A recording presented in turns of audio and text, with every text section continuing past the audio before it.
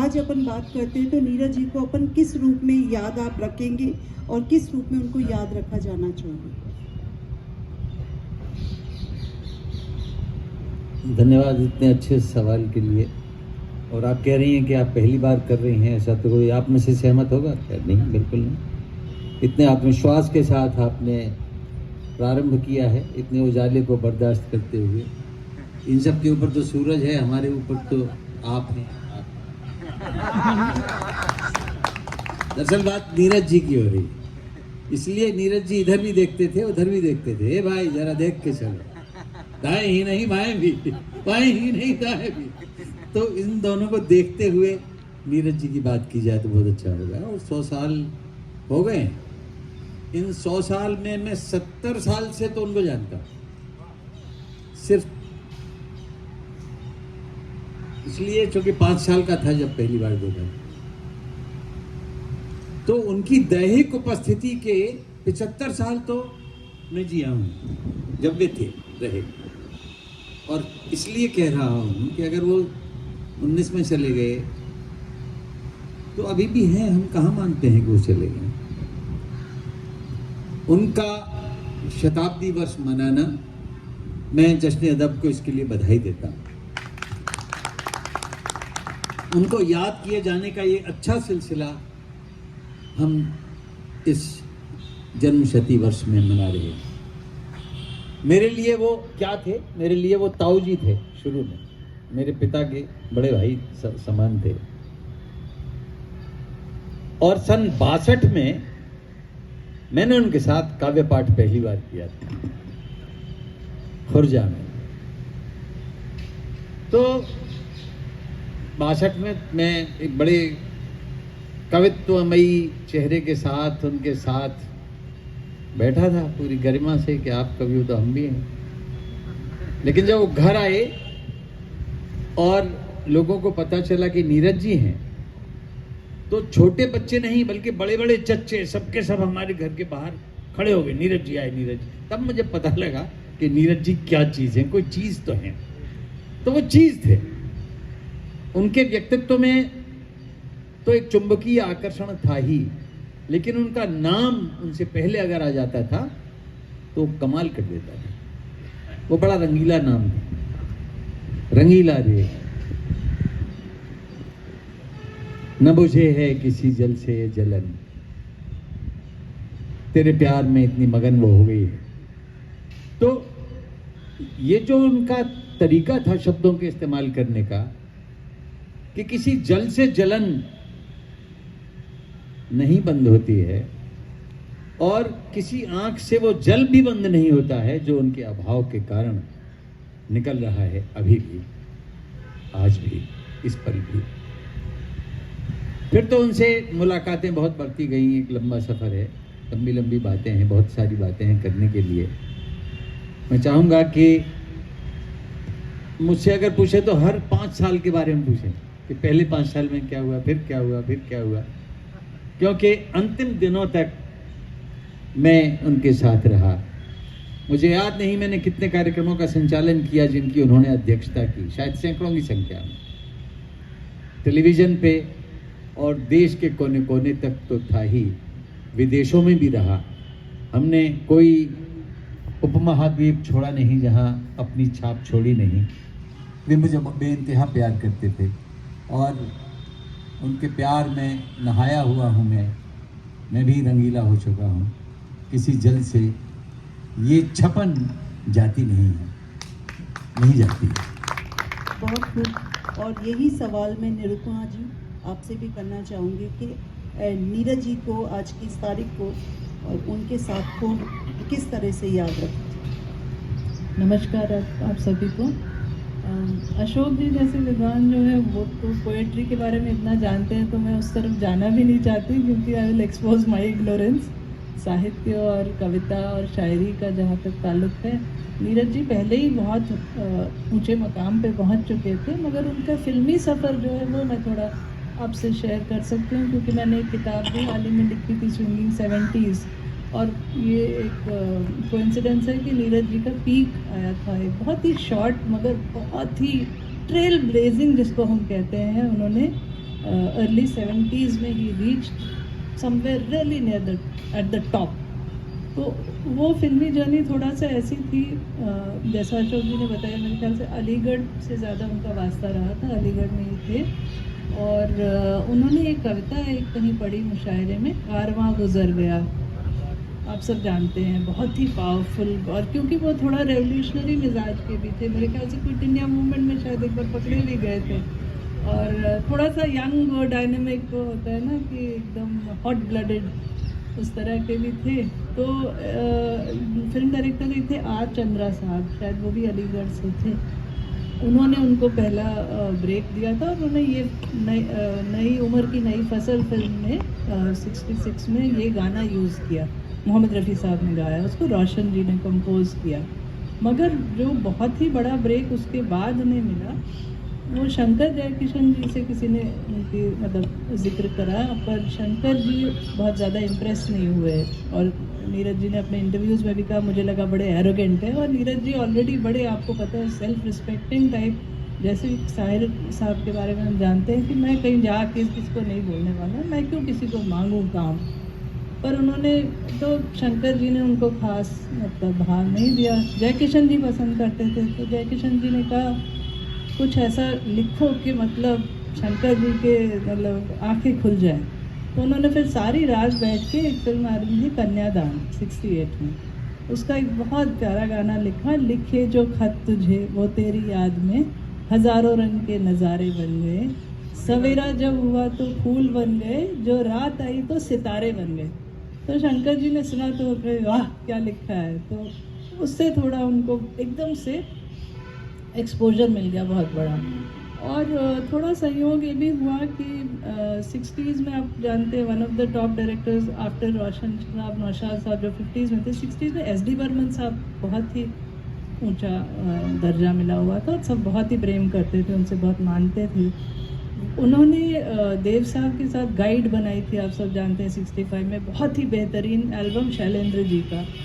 पर शैलेंद्र जी की अचानक निधन हो गया था जब तीसरी कसम रिलीज़ हुई जो उन्होंने प्रोड्यूस की। तो 66 में इत्तेफाक से शैलेंद्र जी नहीं रहे हमारे साथ, और देव साहब नई फिल्म बना रहे थे SD बर्मंदा के साथ, और वो लोग एक लिरिसिस्ट खोज रहे थे। तो देव साहब ने इनका एक प्रोग्राम कहीं देखा मुंबई में, उसमें नीरज जी को सुना था और कहा था मुझे तुम्हारी भाषा बहुत पसंद आई, हम काम करेंगे साथ में। तो इनको याद रहा नीरज जी को, उन्होंने फिर इनको खत लिखा देव साहब को, बोला कि मैंने सुना आप ढूंढ रहे हैं और आपने मुझे प्रॉमिस किया था कि मैं तुम्हें कभी लूँगा। तो कुछ उनको अच्छा लगा, देव साहब की भी एक पर्सनैलिटी थी, और सब कहते हैं बहुत ही मोहब्बती और बहुत ही अच्छे इंसान थे, मतलब हर वो कमर्शियल फिल्म डायरेक्टर टाइप के नहीं थे। तो कुछ ये व्यक्तित्व उनका था, और कुछ ही टीम थी अच्छी कि नीरज जी को लगा कि मुझे इनके साथ ही काम करना चाहिए। और फिर उन्होंने जो काम किया SD बर्मन साहब के साथ, और वो खुद कहते हैं कि बहुत प्यार करते थे उनको, तो SD बर्मन के साथ उन्होंने देव साहब की 3 फिल्में बहुत ही अच्छी लिरिक्स कंपोज के। पहली प्रेम पुजारी जो देव साहब ने खुद डायरेक्ट की, उसके बाद गैम्बलर जो अमरजीत जी ने डायरेक्ट की, और तीसरी तेरे मेरे सपने जो विजय आनंद जी ने डायरेक्ट की। तीनों का एक एक गाना, आप अगर इजाज़त दें थोड़ा बहुत हम लोग गाएंगे भी, मैं चाहती हूँ सब लोग भी साथ साथ गुनगुनाएं। पहला जो SD बर्मन साहब ने उनको चैलेंज दिया और बाद में बताया, और उनकी भी देखिए थोड़ा शैतानी है कि बड़ी टफ ट्यून दी, और वही आज के सत्र का जो टाइटल है वो रंगीला रहता है। तो ऐसी ट्यून दी, बोला मुझे पता है तुम इससे होगा नहीं। और उन्होंने जो लिखा, तो SD बर्मन साहब ने कहा मैंने तो शरारत की थी, मैंने इतनी टफ ट्यून बनाई थी क्योंकि एकदम ईजी नहीं है अगर आप उसकी ट्यून देखें, और तुमने क्या लिख डाला यार, तुमने तो मुझे ही एकदम मात दे दी। तो उसके बाद उनकी ट्यूनिंग ऐसी ज़बरदस्त हुई, और SD बर्मन ने उनको ये कहा कि यार ये कुछ घिसे पिटे शब्द अब हो गए हैं, शमा, परवाना, मोहब्बत, हकीकत, इजाज़त, फलाना ढिमकाना, कुछ ताज़ा मुझे दो जो सिर्फ तुम लिख सकते हो। फिर उन्होंने क्या दिया, आप देखिए, गीतांजलि, चंदन पानी जो अभी हम लोगों ने जिक्र किया, कितना प्यारा गाना है प्रेम पुजारी का, बादल बिजली चंदन पानी। तो आप लोग कुछ गाना चाहेंगे तो मैं थोड़ा सा ज़रूर, आप लोग भी साथ थोड़ा सा हो जाए। फूल गई इसमें आपने नोटिस किया होगा कितने अलग ये शब्द थे, मदिर, मधुर, गीतांजलि, धागा, माला। और फिर अगर आप लोगों में से किसी को याद है, मतलब ये क्वेश्चन भी ऑडियंस के लिए, एक बहुत पॉपुलर गाना था तेरे मेरे सपने में, उसमें ये माला और धागा फिर आया था। कोई बता सकता है कौन सा गाना था? मैं बताइए, बता बताइए। दूं? हाँ, बताइए। यहाँ वाला पहले उनका थोड़ा जी बताइए। हाँ हाँ, मैं बताऊं? जैसे राधा ने माला जपी शाम की, मैंने ओढ़ी चुनरिया तेरे नाम की। जैसे राधा ने माला जपी शाम की, मैंने ओढ़ी चुनरिया तेरे नाम की। तेरे नाम की हो पिया, तेरे ही नाम की। राधा ने माला जपी शाम की, मैंने ओढ़ी चुनरिया तेरे नाम की। तो ये इस तरह की इनके मतलब जो पकड़ थी वो कैबलरी पे इस तरह से याद रखा, पूरा बदल दी बिल्कुल vocabulary। इसी तरह से कोई ये याद- नहीं लिख रहा था। यस, ये सब। प्रेम का जो मधुरतम स्वर है मेरे ख्याल से नीरज जी का ही है। मधिर मधिर शब्द, इससे पहले हम नहीं सुना था, मदिरा, इसीलिए मधुशाला, बहुत अच्छी अच्छी चीजें सुन रहे थे, पर ये मधुर शब्द दो गानों में उन्होंने गीतांजलि, Yes. गीतांजलि शब्द किसने नहीं लिखा था तब तक? सर मेरा आपसे अगला सवाल रहेगा, ये सत्र तो मुझे सवालों वाला लग ही नहीं रहा है। मैंने कुछ ट्राई किया था कि लिख के ले जाती हूँ, पूछ लूँगी, पर ये मुझे उनसे ज़्यादा मंच लग रहा है। उनकी कविता पढ़ी जाए या उनके गीतों को सुना जाए। सर पर एक सवाल ये आता है कि क्या कारण है, जैसे हम नीरज जी को अपवाद स्वरूप मान ले, सिनेमा की जो गीतकार है, कवि सम्मेलन के जो मंच, उसके जो बड़े नाम हैं, उनको साहित्य के जो आलोचक हैं वो साहित्यकार नहीं मानते हैं। नीरज जी ने इसको झुटलाया था, पर फिर भी सर किसी के मानने या न मानने से अब हम उस दौर में पहुंच गए हैं कि ऊपर उठ चुके हैं। अब ऐसा नहीं है।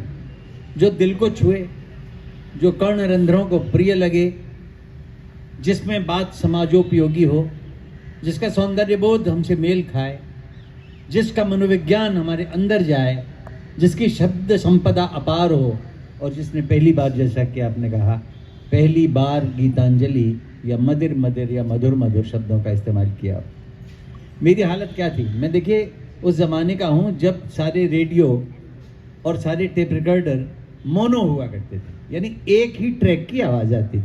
अभी मेरी हालत ये थी कि मैं स्टीरियोफोनिक हो गया था, इधर का स्पीकर भी बोल रहा था, इधर का भी बोल रहा था, दोनों तरफ से गायन की जब मधुर आवाज़ आई स्टीरियोफोनिक, तो एक पुराने ज़माने से अंतरण था। अच्छा, नीरज जी का भी ऐसा ही हुआ कि पहले हम उनके गीत सुनते थे मोनो, एक ट्रैक वाले, फिर तो दो ट्रैक होने लगे, और फिल्मों में दो ट्रैक तो होते ही होते हैं।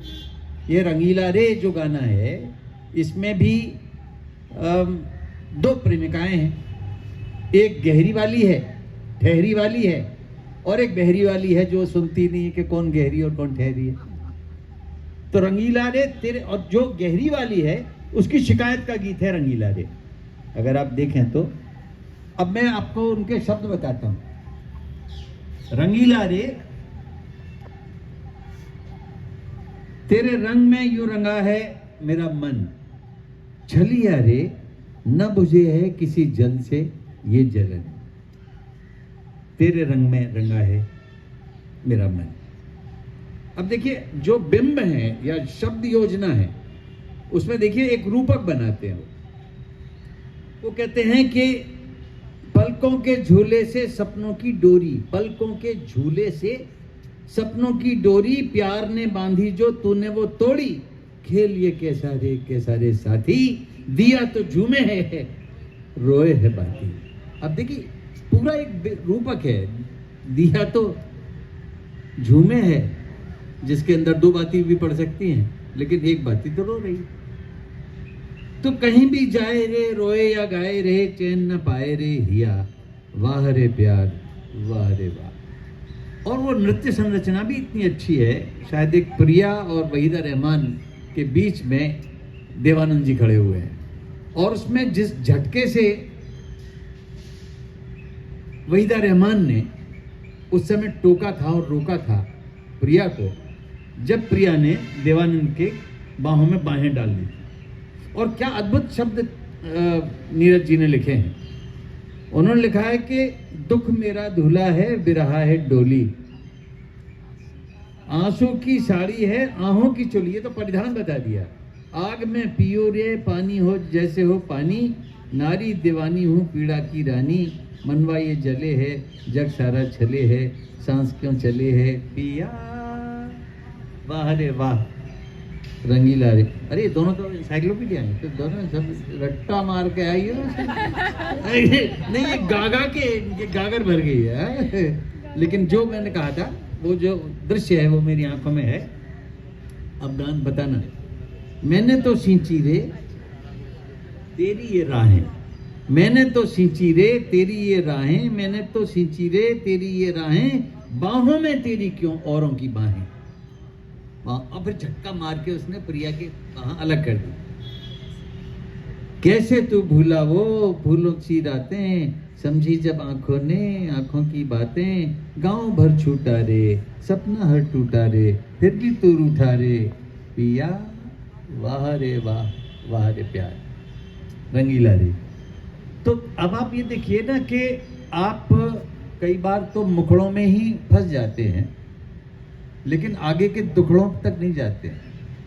मुखड़े याद रहते, जैसे भाई साहब ने कहा जी धुन तो याद है लेकिन शब्द याद नहीं आते। नीरज जी के हर गीत के साथ ऐसा है कि उनका पूरा गीत सुन लीजिए, उसमें नई उपमाएं होंगी, नया शिल्प विधान होगा, नई संरचना होगी और नया कौशल होगा, और शब्द मैत्री होगी, अनुप्रास होगा। शब्द मैत्री जैसे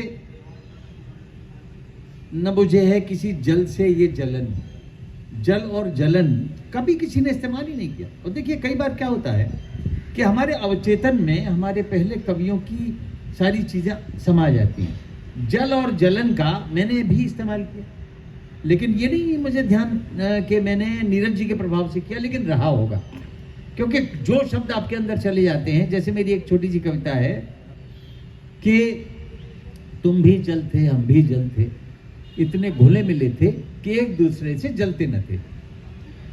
न तुम खल थे न हम खल थे, इतने खुले खिले थे कि एक दूसरे को खलते न थे। अचानक तुम हमसे जलने लगे तो हम तुम्हें खलने लगे। तुम जल से भाप हो गए और तुम से आप हो गए। मैं आज कह सकता हूं कि जल और जलन का जो सान्निध्य है, जो वर्ण मैत्री है, शब्दों में अर्थ कहां से आता है? व्याकरणोपमान को शाप्त वाक्य से व्यवहारितश्च सान्निध्यतः सिद्ध पदस्थ धीरा वाक्य से शेषात् द्वितेर वदन्ति। शब्दों के सान्निध्य से और व्यक्ति के सान्निध्य से, किससे आप मिले, कौन तुम्हारा व्याकरण से नहीं आता है, वो आता है अलग तरह से। लेकिन जो सान्निध्य से और सिद्ध पदों से, सिद्ध लोगों के पदों से, तो नीरज जी ने अकेले ही नहीं अपना स्थान बनाया, बल्कि ऐसे बहुत सारे गीतकारों को प्रेरणा दी जो शब्द मैत्री करना सीखें। इरशाद कामिल आजकल कर रहे हैं, इरशाद कामिल बहुत अच्छा लिख रहे हैं, बहुत अच्छे गीत लिख रहे हैं। तो मैं कहूँगा कि ये नीरज ने कारवां नहीं लिखा, नीरज ने पूरा गीतों का कारवां हमारे सामने खड़ा कर दिया। इतने एक के बाद एक अच्छे अच्छे गीत आते गए आते गए आते गए, और फिर हर तरह के गीत देखे, ऐसे जैसे बोलचाल वाले, ए भाई जरा देख के चलो, आगे ही नहीं पीछे भी, ऊपर ही नहीं नीचे भी, दाएं ही नहीं बाएं भी। तो एक जो कथन में जीवन का दार्शनिक बोध है वो आ जाता है। तो एक बहुत बड़ी विशेषता है कि कहीं तो बड़ी ही सेंसुअस बात कर रहे हैं, वो ऐसी बात कर रहे हैं जिसमें प्रेम की, आत्मीयता का घनत्व इतना ज्यादा है कि आप फूलों और दूसरे उपमानों की बजाय दैहिक चेतना में सीधे चले जाएंगे और अगले ही क्षण वो आध्यात्मिक हो जाएंगे, और आध्यात्मिक दर्शन उनकी अगली पंक्तियों में दिखाई देगा। तो यह देह से नेह तक होते हुए और विदेह हो जाना और आध्यात्म के लोक में पहुंच जाना, ये नीरज जी के बाएं हाथ का खेल था। ऐसा कौशल उनके अंदर। तो आप सिर्फ गीतों के ही नहीं, वैसे भी उनके और रंग देखिए।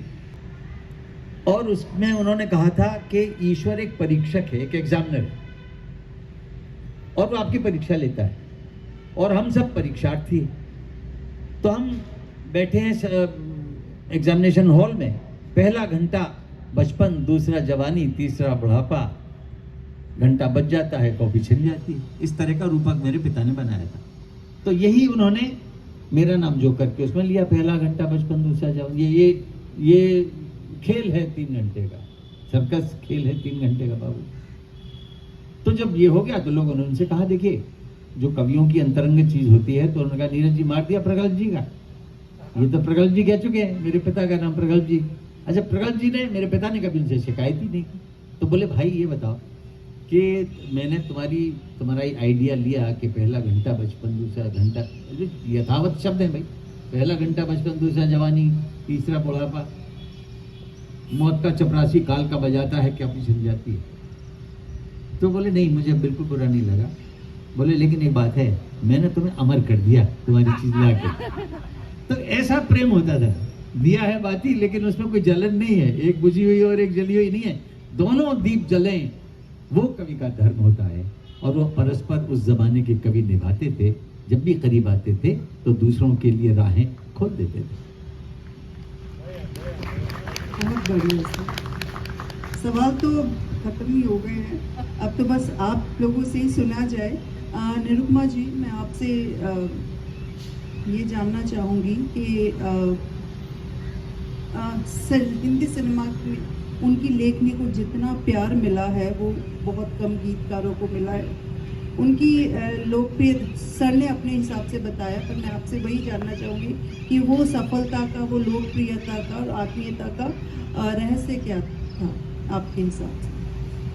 देखिए, मेरे हिसाब से जो पहले शायर या कवि रहा हो, उसकी जो डेप्थ है वो कुछ और ही निकल के आती है लिरिक्स में। हालांकि नीरज साहब ने खुद ये बताया कि बहुत फ़र्क है दोनों चीज़ों में, पोइट्री में और जो लिरिक्स लिखते हैं, खुद उन्होंने ये खुलासा किया। शैलेंद्र जी भी मानते थे, क्योंकि लिरिक्स का कुछ मकसद और ही है। और एक इंटरव्यू में नीरज जी ने कहा कि कविता जब हम कहते हैं ना, खुद पढ़ता है कवि, लिरिक्स जो है वो हीरो या हीरोइन आप तक पहुंचाती है और स्टोरी को आगे ले जाने का माध्यम होता है गीत। आप तो जानते हैं हमारी जो फिल्में सारी म्यूजिकल है, हॉलीवुड में इसे म्यूजिकल कहा जाता है, हमारी सारी फिल्में म्यूजिकल है। अब प्रेम पुजारी को ही ले लीजिए, हर गाना आपको बताता है कि वो हीरो हीरोइन कभी मिले हैं, कभी बिछड़े हैं। पहला गीत जो दोनों गाते हैं प्रेम गीत है, शोकियों में घोला जाए, इतना प्यारा गाना है, आप सब जानते हैं। तो दोनों जब यंग हैं, दे आर इन लव, वो हो गया। फिर बिछड़ गए तो हीरो ने गाया बादल बिजली चंदन पानी, फिर वो हीरोइन फिर मिलती है तो देखती है, उसको लगता है जैसे धोखा कर रहा है, तो उसने गाया रंगीला रे। वही देश प्रेम का भी भाव आ जाता है, क्योंकि वो जो है शख्स वो आदमी छोड़ के भागा होता है और फिर कैसे वापस वो आ जाता है। और अपने उसका जो टाइटल गीत है आप लोगों को याद होगा, प्रेम पुजारी। प्रेम पुजारी के जो बिगनिंग क्रेडिट्स है ना, उसी में आपको समझ आ जाता है कि इस फिल्म की फिलॉसफी क्या है। और देव साहब, बर्मन साहब और नीरज जी तीनों मिलके ये मुझे, मैं बार बार इसको कहती हूँ, टीम वर्क के साथ साथ एक सोच आपकी कॉमन होनी चाहिए, एक वेवलेंथ की बात होती है।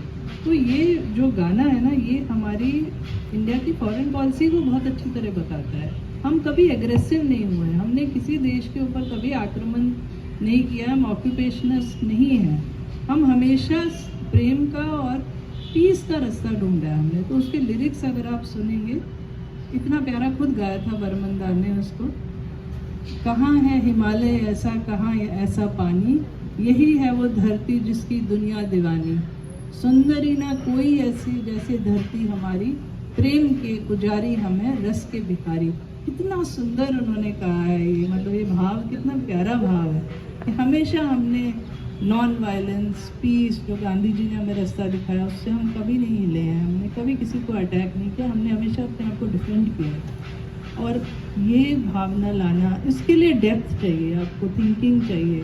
हर कोई ये नहीं लिख सकता सरल शब्दों में। वो भी नीरज जी ने कहा है कि कविता जटिल हो के क्या फ़ायदा, फिल्म तो मास मीडियम है ना, आपको सब सिर्फ इंटेलिजेंट या एजुकेटेड ऑडियंस तक नहीं पहुंचना है, आपको जो कम एजुकेटेड, कम शिक्षित हैं उन तक भी पहुंचना है। और लिटरेचर अलग है, हर कोई तो लिटरेचर पढ़ नहीं पाता, हर कोई इतना पढ़ा लिखा नहीं होता, या उसके पास के पैसे भी नहीं होते उसको कविता की किताब खरीद सके।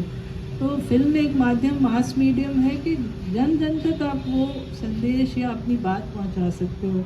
तो उसी में अगर आप अच्छी क्वालिटी और सोच के कुछ अच्छा लिखें, जैसे अशोक जी बता रहे थे दर्शन की बात हो रही थी, फिलॉसफी की बात, ए भाई ज़रा देख के चलो, अगर आप देखें वो इतना डीपली फिलोसॉफिकल है। मैं थोड़ा सा उसका अगर आप चाहें तो गा के सुनाती हूँ। हमारा एक सेशन हुआ था सर अतुल तिवारी जी के साथ पिछले जश्न अदब में, तो उन्होंने भी गाया और बता रहे थे कि इसमें हर तरह की बात है कि राज कपूर जी जी जी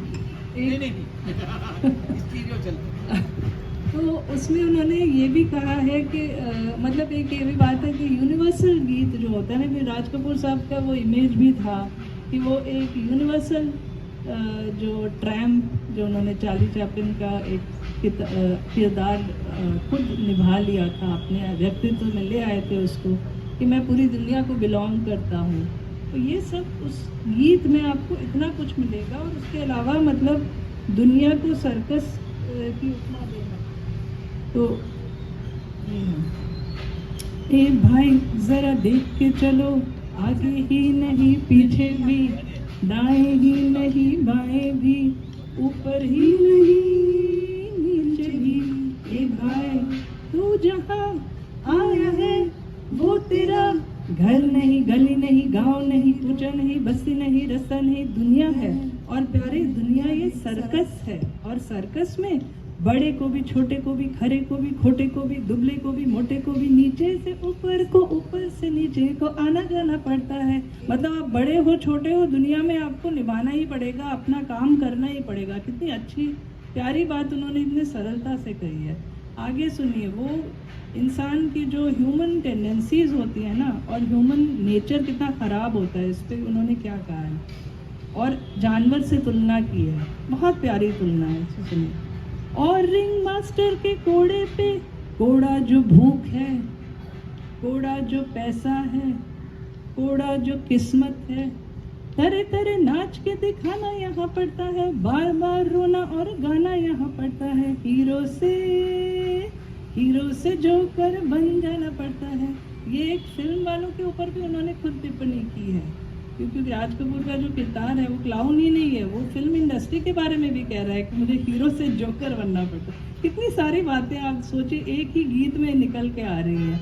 इंसान के कैरेक्टर पे भी है आगे।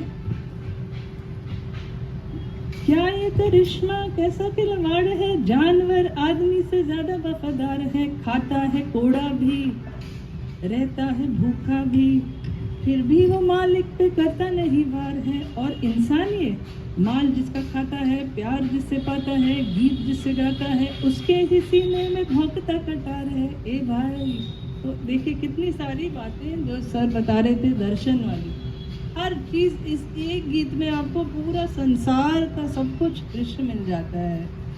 आदमी कैसा है बेचारा, जानवर कैसा है, सर्कस क्या है, सर्कस दुनिया है। जैसे शेक्सपियर ने कहा ना, all the world is stage and we are all but actors playing our parts.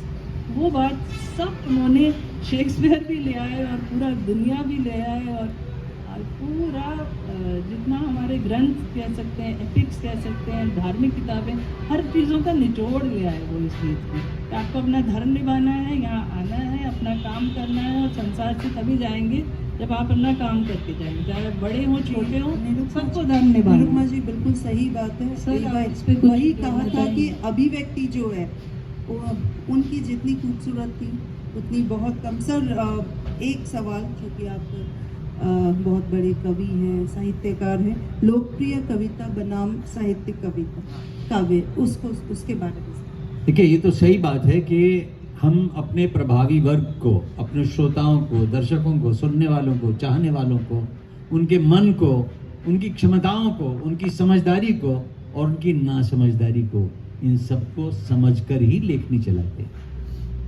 Neeraj ji अगर सिनेमा के लिए लिख रहे हैं तो वो सिनेमा के दर्शकों को ध्यान में रख के लिखेंगे। नीरज जी अगर कवि सम्मेलन के लिए लिख रहे हैं तो वो अलग होगा, और नीरज जी अगर सिर्फ छपने के लिए लिख रहे हैं तो वो साहित्यकारों के लिए होगा। तो नीरज जी पाठ्यक्रमों में पढ़ाए जाने लगे हैं।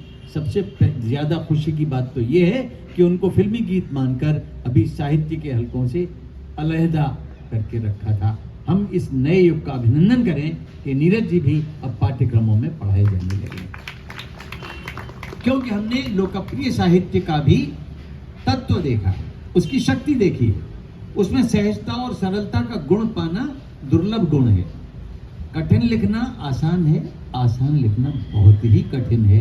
ये मैं कवि सम्मेलनी कवि होने के नाते जानता हूं कि वो बात जो आपके मर्म में बैठ जाए, जो आपके अंदर तक चली जाए, जो जिसे आप गुनगुनाएं तो दिशाएं भी गुनगुनाएं, जिसे आप गुनगुनाएं तो ये माहौल खुशनुमा बनाएं, ऐसा करने की क्षमता उनके अंदर थी। और जैसा शुरू में निरुपमा जी कह रही थी कि बहुत कम वक्त मिला उनको सिनेमा के लिए, सिर्फ 10 साल, 70 के करीब से नई उम्र की नई फसल से लेके शर्मीली तक, ये इस दौरान उन्होंने 200 से ज्यादा गाने लिखे और सबके सब हिट हो जाते थे। उनके बारे में क्या किंवदंती बन गई थी कि जिस फिल्म के लिए वो गाने लिखते हैं वो गाने तो चल जाते हैं लेकिन फिल्म पिट जाती है।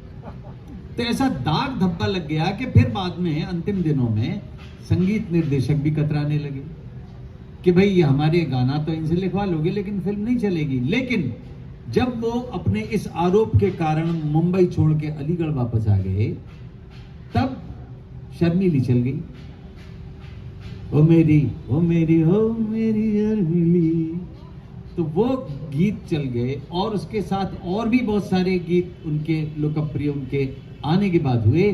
फिर फिल्मी दुनिया ने उन्हें लाख बुलाया लेकिन नीरज ने दोबारा वहां पांव नहीं धरा, गए नहीं।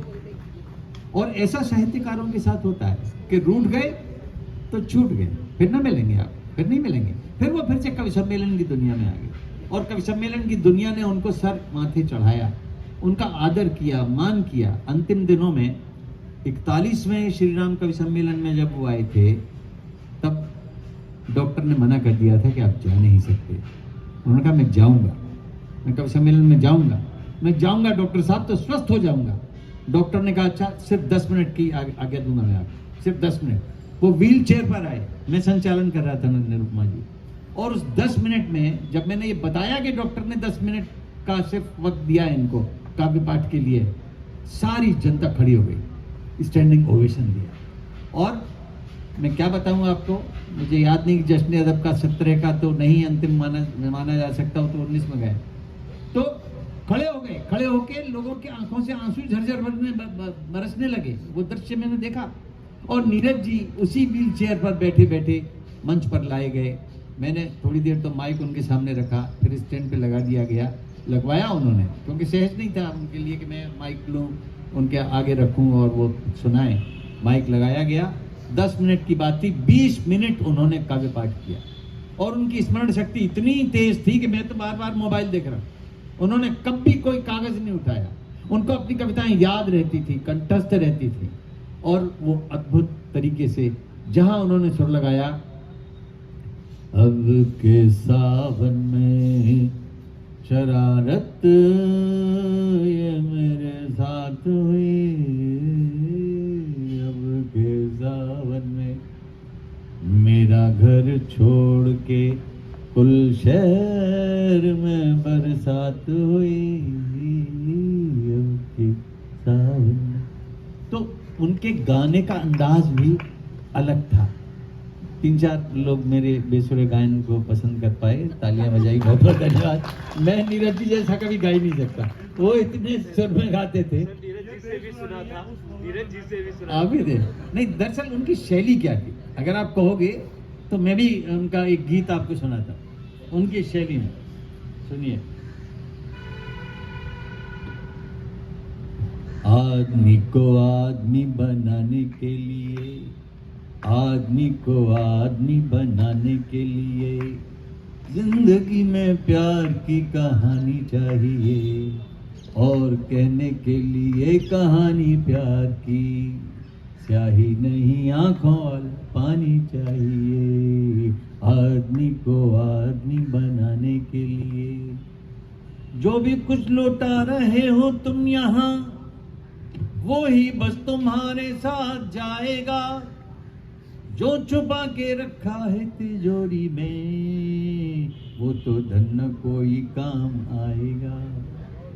सोने का ये रंग छूट जाना है, हर किसी का संग छूट जाना है। आखिरी सफर के इंतजाम के लिए जेब भी कफन में एक लगानी चाहिए, आदमी को आदमी बनाने के लिए जिंदगी में प्यार की कहानी चाहिए। तो जो भी हम कुछ लुटा रहे हैं यहाँ, वो तो आपके साथ जाएगा या नहीं जाएगा ये आपको सोचना होगा। लेकिन नीरज जी ने अपने जीवन में इतना लुटाया है, अब उनके अंतरंग प्रसंग आप न जानेंगे तो नीरज को न जान पाएंगे। उनके बारे में ये था कि साहब उनकी बहुत महिला मित्र हैं, तो कोई ताल ठोक के आ जाए तो उनसे अधिक बता दे, नहीं मिलेगा कोई आपको। कभी समाज में ऐसा कोई व्यक्ति नहीं मिलेगा जिसकी सर्वाधिक महिला मित्र थी। कोई महिला कितनी छूट लेती है उनके साथ, कोई कितना लेती है, लेकिन आत्मीयता का नाता था। ऐसा नाता कि वो उनको डांटती थी और उनकी डांट सहते थे। बहुत बीड़ी पी लिया आपने, बीड़ी नहीं पियेंगे, रखिए बंडल दीजिए मुझे, बंडल छीन लिया था और उन्होंने छीन जाने दिया। ठीक है, फिर ये कि सुनो एक ढक्कन चाहिए, नहीं नहीं आपको पीने को नहीं मिलेगी, अब बहुत पी चुके आप जिंदगी में, जरा सी। अब उनका उस समय का चेहरा देखिए कि एक याचक कैसा होता है, जरा सी एक ढक्कन चाहिए।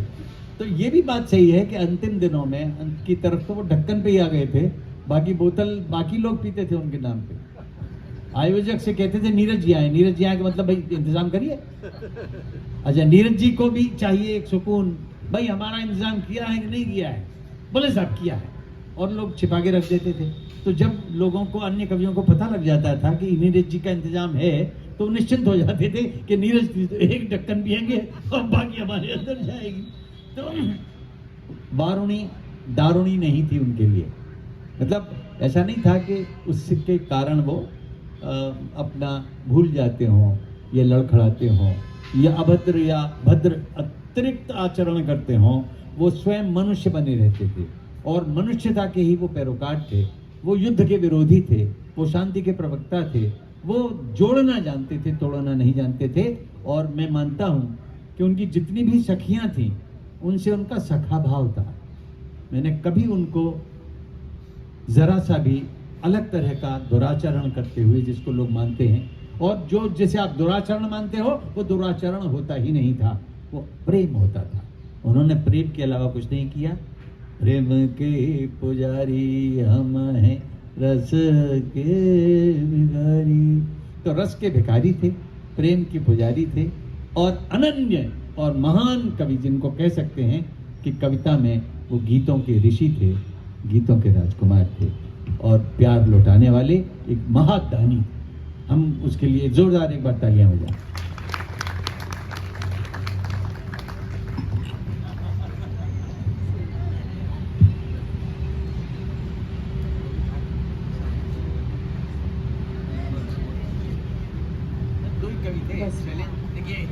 एक तरह का मिजाज रखने वाले और भारतीय फिल्म जगत को शब्दों के माध्यम से, साहित्य के माध्यम से मन की बात करने वाले दो ही कवि हुए हैं, एक शैलेंद्र और एक नीरज। इन दोनों की कोई इनका मुकाबला करने वाला कवि, कोई गीतकार आपको दिखाई नहीं बिल्कुल देगा। आपकी बात से पूर्णतः इत्तेफाक रखते हुए मैं इसी चीज़ को कहना चाहूँगी कि 30 सितंबर 23 में शैलेंद्र जी 100 साल के होते हैं।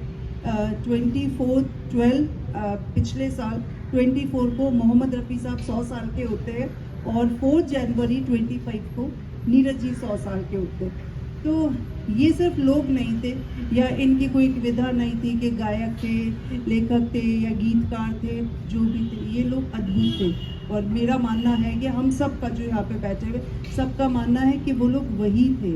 और हमारा आचरण, हम जो हमारे संस्कार, मैं तो कहूँगी बहुत कुछ इन लोगों ने जो कार्य कर दिया, इनका व्यक्तित्व कृतित्व से आप और हम, जो इतना जो मानस हम लोग मजमा जो यहाँ पे बैठा हुआ है, वो कहीं ना कहीं पे इन्हीं लोगों की लौ है और उसी की लॉ में प्रकाश हमें मिल रहा है। सर कहूँगी हमें तो कोई एक्स्ट्रा प्रकाश मिल रहा है आज।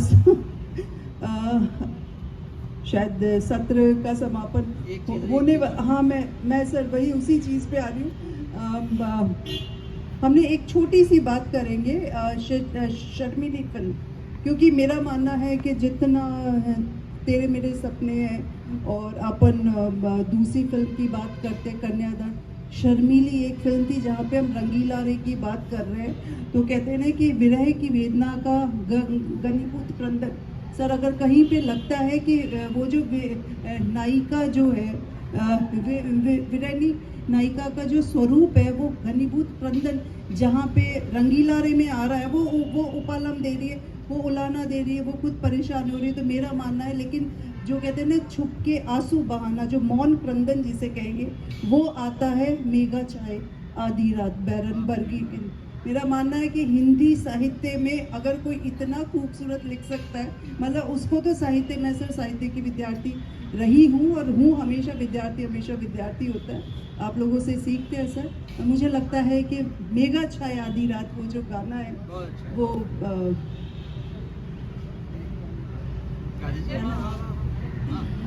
सर गाती नहीं हूँ मैं, तो ऐसे ही बोलती हूँ। ये लता जी के सबसे प्यारे गानों में माना जाता है और बिल्कुल जी, माना जी, जाता है। और एस.डी. बर्मन और इनका मेरा मानना है कि मजरू साहब के बाद में अगर एस.डी. बर्मन के साथ में अपना बहुत अच्छा कुछ हम पैरा शुरू कर देते हैं मेरे ख्याल से। नहीं, जैसा आपने बताया ना कि जो नारी की पीड़ा है, उसके मन की बात है, वो बहुत कम शायर इस तरह, मतलब उसमें अगेन डेप्थ में सर प्यारे जो लिरिक्स हैं उन्होंने जो लिखे। मैं एक स्टैंजा इसका सुना देती हूँ। सबके आंगन सबके आंगन दिया जले रे मोरे आंगन जिया, हवा लागी शूल जैसे ताना मारे चुनरिया, आई है आंसू की बारात बैरन बन गई निंदिया, बता दे मैं क्या करूं मेघा छाई आधी रात बैरन बन गई निंदिया। सर और ऐसे कैसे अगर जब नायक गाता है वो भी वही है, शशि कपूर जब गाते हैं खिलते हैं तो गुलियाँ। हाँ नहीं खिलते हैं गुलियाँ नहीं, जो जब वो दुखी होते हैं, नायिका कोई दुखी हम क्यों बताएं, नायक भी दुखी होता है। किशोरदा की आवाज में कैसे कहें हम प्यार ने हमको क्या क्या खेल दिखाया। एक और फिल्म का मैं इसलिए फिर जिक्र कर रही हूँ, तेरे मेरे सपने, क्योंकि नीरज जी की एक महान कवि वो भी होता है जो दूसरे को श्रेय दे। वो हमेशा एस.डी. बर्मन दा को श्रेय देते थे कि इनकी महानता है, ये म्यूज़िक डायरेक्टर इतने फर्स्ट क्लास हैं कि मैं उनको मैच कर रहा हूँ। तो एस.डी. बर्मन जी उनको चैलेंज देते थे। अच्छा म्यूज़िक डायरेक्टर वो भी होता है ना कि आपको बोले चल मुझे ये इस ट्यून पे बढ़िया गाना लिखो, तो उन्होंने उनको बताया सिचुएशन फिल्म में ऐसी है, आगे होने वाला है, हमें अभी पता नहीं, मगर ये जो यंग कपल है, डॉक्टर है यंग आइडियलिस्टिक, उसकी वाइफ है, अभी तो दोनों प्रेम करते हैं एक दूसरे से, फिर वो डॉक्टर कहीं और निकल जाता है, उसकी सोच बदल जाती है, वो पैसे के पीछे भागने लगता है। तो उन्होंने कहा ऐसा एक गीत मुमताज के लिखो। बाद में हाँ। हेमा मालिनी मिल जाती है। हाँ, तो नहीं, सर इतना तो बनता है। नहीं तो वो पैसे के पीछे इतना भागने लगता है कि वो अपनी वाइफ को पूरा निगलेक्ट करता है और फिर बेचारी की मिसकैरेज भी हो जाती है। तो इस गीत को, इस सिचुएशन को उन्होंने उनको कहा, एस.डी. बर्मन ने, मुझे एक गाना दो कि एक दंपति सोच रहा है कि मेरे आगे कोई आने वाला है, जो छोटा होता है ना, तो मुझे एक गाना लिख के दो। तो उन्होंने जो लिखा, बर्मन दा इतना खुश हुए, बोला, तो नीरज जी कहते हैं मेरे लिए वो सबसे बड़ा प्राइज़ था कि एस.डी. बर्मन ने कहा तुमने क्या लिखा है यार, मतलब जो सुनेगा उसको आंसू ही निकलेंगे। गाना था जीवन की बगिया महकेगी, बहुत प्यारा था। उसका एक स्टैंजा, एक स्टैंजा गाते गाते जी आप एक जगह जी।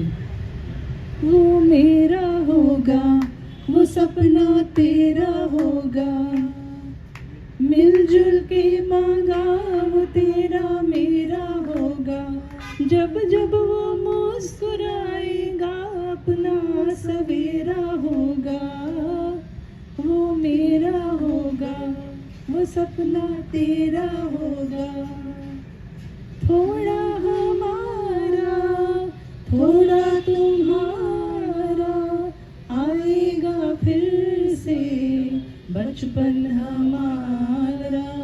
जीवन की बगिया महकेगी, बहकेगी, चहकेगी, खुशियों की कलियां झूमेंगी, झूलेंगी, फूलेंगी, जीवन की बगिया। इसमें भी सर वो एलिट्रेशन कितना बढ़िया है ना। बहुत अच्छा फूलेंगी, बात। फूलेंगी। जीवन की बगिया जो है ना काफ़ी फली फूली। और एक ज़रा सी बात बताता हूँ आपको कि कवि सम्मेलन में उनसे कहा जाता था, एक कव्वाली उन्होंने लिखी थी ना, सुबह रुस्तम नजर रखते हैं जमीन हम तेरी तलाश में जाने यहाँ भटके वहाँ भटके, पता नहीं कहाँ कहाँ भटके। लेकिन उन्होंने इतनी लंबी श्रृंखला बना दी, कहाँ कहाँ भटके। और फिर उस कव्वाली में इतने सारे शब्द और इतनी सारी गति, तो वो भी एक अंदाज नीरज जी का रहा। और एक और बात बताऊं आपको कि प्रारंभ से ही उन्हें मृत्यु से भय नहीं लगा, और मृत्यु को उन्होंने अंगीकार किया कविता में कि वो तो सहचरी है, वो तो है ही, और विदा का क्षण तो आना है। तो विदाई वाले भाव को उन्होंने अनेक गीतों में स्थान दिया है। मैं अंत में वो उनका विदाई वाला एक अंश जो कविता का है, जो आपने किसी ने सुना भी नहीं होगा, और वो पढ़ंत के उसमें है, गायकी में नहीं है, गाते भी नहीं थे उसको। वो जैसे पढ़ते थे वैसे मैं पढ़ के बताता हूँ आपको। विदाई का क्षण है। रह गए धरे के धरे ताख में ज्ञान ग्रंथ, छुट गई बंधी की बंधी रत्न वाली गठरी, लुट गई सजी की सजी रूप की हाट, और देखती खड़ी की खड़ी रही सगरी नगरी। कुछ ऐसी लूट मची जीवन चौराहे पर, खुद को ही खुद लूटने लगा हर सौदागर। अब देखिए इस पूरे कविता में अर्थशास्त्र है, सौदागरी है, बाजार है, और मौत किस तरह से वहां स्थापित है। अब फिर से सुनाता हूं, आप बाजार देखिए। रह गए धरे के धरे ताक में ज्ञान ग्रंथ, छुट गई बंधी की बंधी रत्न वाली गठरी, लुट गई सजी की सजी रूप की हाट, और देखती खड़ी की खड़ी रही सगरी नगरी। कुछ ऐसी लूट मची जीवन चौराहे पर, खुद को ही खुद लूटने लगा हर सौदागर। और जब तक कोई आए हमको समझाने, तब तक भुगताने ब्याज महाजन आ पहुंचा। जब तक कुछ कहूँ, जब तक कुछ अपनी कहूँ सुनूं जग के मन की, तब तक ले डोली हाय विदा क्षण आ पहुंचा। तब तक ले डोली हाय विदा क्षण आ पहुंचा। तो जीवन की पूरी गतिमयता अब विदा के क्षण तक पहुंच गई है। अब हम विदाई लेंगे और दूसरे प्रकोष्ठ में प्रस्थान करेंगे। और जिनको अच्छा हाँ,